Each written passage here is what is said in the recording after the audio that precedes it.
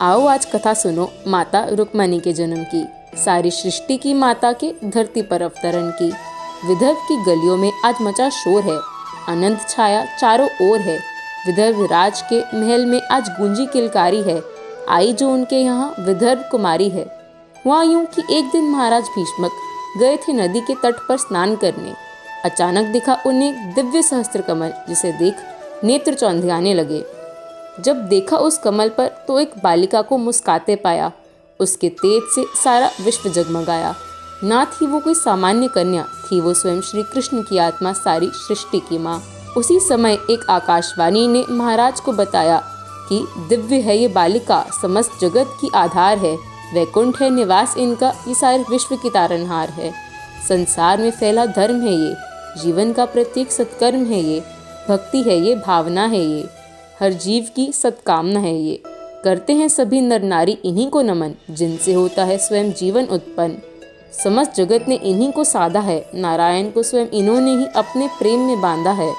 इसीलिए इस परम शक्ति को स्वीकार करो, अपनी तपस्या के फल स्वरूप इस वर का सत्कार करो। आने वाला जगत इसे वैदर्भी नाम से जानेगा, भीष्मक की पुत्री होने के कारण भीष्मकी नाम से मानेगा।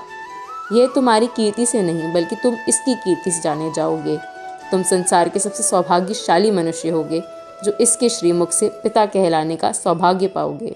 यह कन्या तो आने वाली नियति का आधार है, कृष्ण के सुदर्शन की धार है। इसीलिए हे भीष्मक, इस चंचला को बांधने का प्रयास ना करना, किसी भी परिस्थिति में इसकी इच्छा का तिरस्कार नहीं करना। नारायणी है ये, नारायण संग ही साजेगी, मुरलीधर के प्राण है ये, उनकी श्वासों में ही विराजेगी। यह सुन महाराज भीष्मक थे अवाक खड़े, थे प्रसन्न पर थे थोड़ी सी शंका में पड़े। सोच रहे थे वे कि हे नारायण, कैसे रखूंगा मैं आपकी श्री का ध्यान। एक साधारण मनुष्य हूँ मैं, कैसे करूँगा मैं ये असाधारण काम। विचारों के भंवर में उलझे महाराज भीष्मक ने उस बालिका को धीरे से अपनी गोद में उठाया, किंतु महालक्ष्मी के स्पर्श का प्रभाव ऐसा था कि जिसके कारण उनका रोम रोम हर्षाया।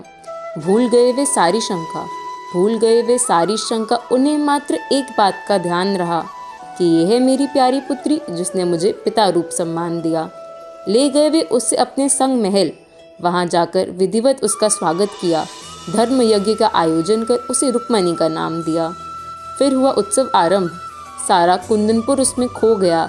श्री रुक्मणी के प्रताप से सारा विदर्भ सहस्त्रगुना समृद्ध हो गया, सहस्त्रगुना समृद्ध हो गया। जय श्री रुक्मणी विठ्ठल, रखुमाई रखुमाई।